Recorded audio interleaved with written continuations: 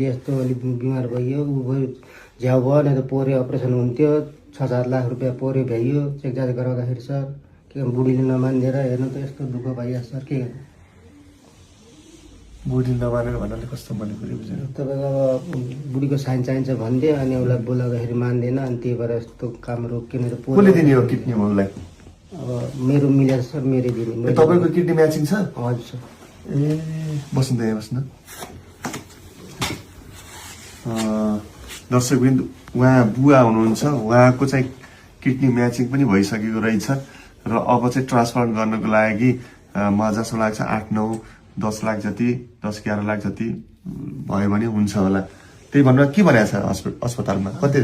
त्यस्तै 10-12 लाख रुपियाँ जति 10-12 लाख होइन यताउति गर्दा त्यति भए हुन्छ होला।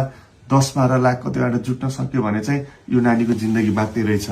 त्यही त पोहोर त उसको